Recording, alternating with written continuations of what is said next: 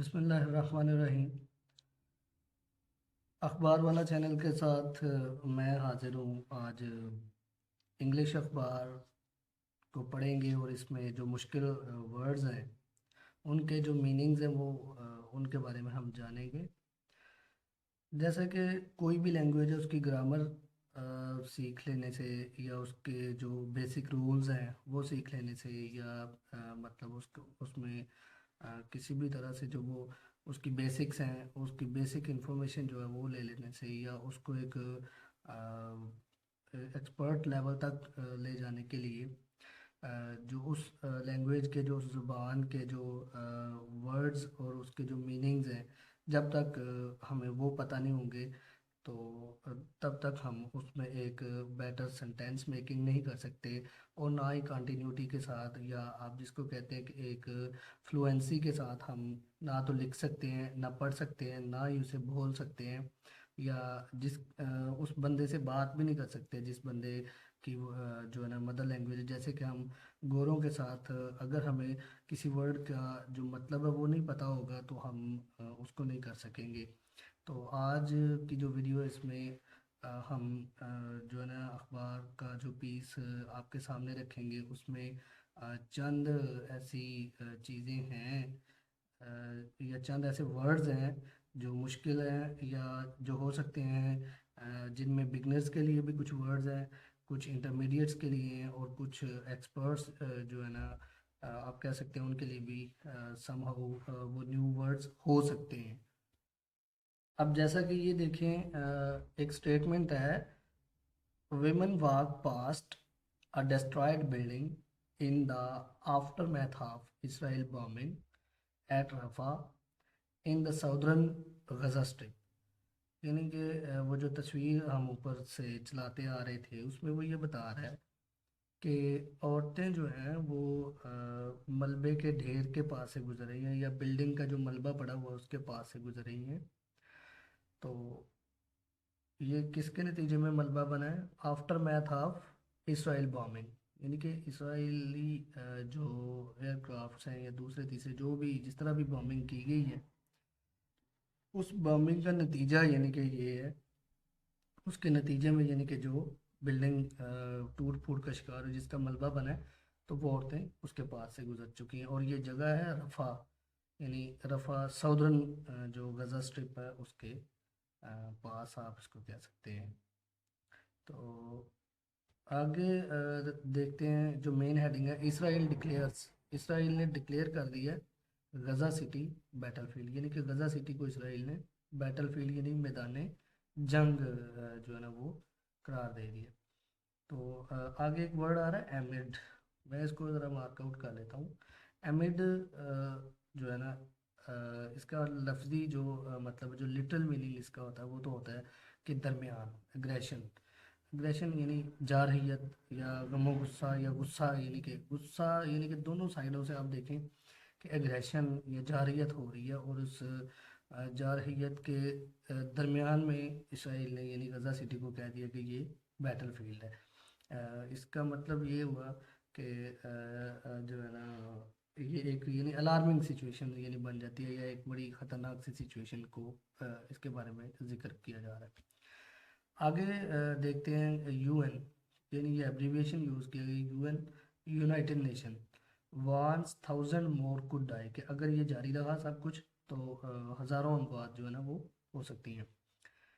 Next है hundreds of buildings destroyed. सैकड़ों जो मकानात हैं जो बिल्डिंग्स हैं वो तबाह हो सकती हैं।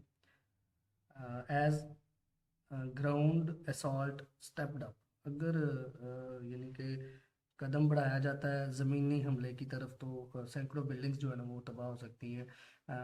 असॉल्ट यानी कि यहाँ पे एक लफ्ज़ है या एक वर्ड है यहाँ पे असॉल्ट। अब असॉल्ट का जो लिटरल मीनिंग होता है वो होता है हमला। ग्राउंड असॉल्ट, ग्राउंड असॉल्ट का मतलब है ज़मीनी हमला। कि अगर ज़मीनी हमला या टैंक या ये वो लेके ज़मीन पे यानी कि अगर लड़ाई शुरू होती है तो भाई सैकड़ों जो है ना वो बिल्डिंग्स जो है ना वो तबाह हो जाएंगी। हमास ऑफर्स, हमास ने ऑफ़र की है यानी कि ऑफ़र दी है टू स्वैप प्रिजनर्स। अब स्वैप आप इसको ऐसे कह सकते हैं कि जैसे टर्न करना, मोड़ना, या इसको आगे जाके मैं देखता हूँ, swap prisoners with Palestinians in Israeli jails. हाँ, वो ये कह रहा है कि अगर जो हमास ऑर्गेनाइजेशन है, जो उसके पास मतलब प्रिजनर्स हैं, मतलब जो कैदी उनके पास हैं इसराइल के, वो उनको वापस भेज सकते हैं, किसके बदले में? उन फ़लस्तीनियों के बदले में जो इसराइल ने यानी कि कैदी बनाए हैं। तो स्वैप का फिर यहाँ मतलब हुआ तबादला करना। नेक्स्ट है Erdogan calls west main culprit. हाँ, अब यहाँ पे कल्प्रिट जो वर्ड है, इसको आप देखें। कल्प्रिट का मतलब है कि मुजरम, यानी कि इसको मुजरम के तौर, मेन कल्प्रिट यानी कि बुनियादी, यानी कि जो मेन बीच में किरदार अदा कर रहा है वो वेस्ट है। आगे एक इसको देखते हैं। तो यरूशलेम hours after Human Rights Watch warned that the near total telecommunications blackout in Gaza amid Israel's relentless bombardment of the Palestinian territory risks providing cover for mass atrocities. The Jewish state army warned the residents of besieged enclave on Saturday that the area was now a battlefield. तो ये एक जो है ना paragraph पढ़ा, इसमें जो words देखने में आए हैं उनमें नंबर 1 पे आ जाता है नियर टोटल, यानी कि तकरीबन सारे का सारा। नियर टोटल का मतलब कि तकरीबन सारे का सारा। टेलीकम्युनिकेशन यानी कि वो जो ज़राए जो होते हैं जिनसे टेली कम्युनिकेट किया जा सकता है। ब्लैकआउट यानी कि वो बिल्कुल ख़त्म हो चुके हैं, तकरीबन ख़त्म होने के करीब हैं या ख़त्म हो चुके हैं तकरीबन। नियर टोटल यानी कि वो ख़त्म हो ही चुके हैं इन गज़ा, गज़ा में। एमिड इसराइल्स रिलेंटलेस बम्बार्डमेंट, यानी कि जो इसराइल की रिलेंटलेस यानी कि जो बम्बार्ड लगाम, यानी कि रिलेंटलेस यानी कि इसराइल रिलेंटलेस बम्बार्डमेंट, यानी कि बेलगाम यानी कि बेअंधाधुंध यानी कि जो बम्बार्डमेंट हो रही है, तो उसमें यानी उसकी वजह से यानी कि गज़ा में जो टेलीकम्युनिकेशन है वो तकरीबन सारी की सारी जो है ना वो ब्लैकआउट यानी कि हो चुका है वहाँ पे। आगे वो चल के वो कह रहा है of the Palestinian territory risks providing cover for mass atrocities, यानी कि जो बहुत ज़्यादा जुल्म और जबर और बर्बरियत यानी कि उसको यानी कि दिखाया जा रहा था, जो उसको कवर कर रहे थे, तो वो उसके बारे में कह रहे हैं कि जी वो बिल्कुल ख़त्म हो चुका है, उसका कम्युनिकेशन के जो राब्ते हैं, जो ज़राए हैं राब्ते के, वो ख़त्म हो चुके हैं। और ज्यूश स्टेट आर्मी, और यानी कि ज्यूश स्टेट से मुराद के इसराइल की आर्मी ने वार्न किया है कि भाई residents of the besieged, besieged का मतलब है जिसका घेरा किया गया हो, जिसका मुहासरा किया गया हो, जिसको घेरे में लिया गया हो, यानी कि वो इलाका इनक्लेव यानी कि वो इलाका जिसको मुहासरे में लिया गया हो, उसको उन्होंने कह दिया कि भाई ये अब मैदान जंग है। तो इस बारे में यानी कि वो जो मेन हेडिंग थी वो इसी बारे में थी कि जो है ना इसराइल ने गज़ा सिटी को जो है ना वो बैटल फील्ड करार दे दिया।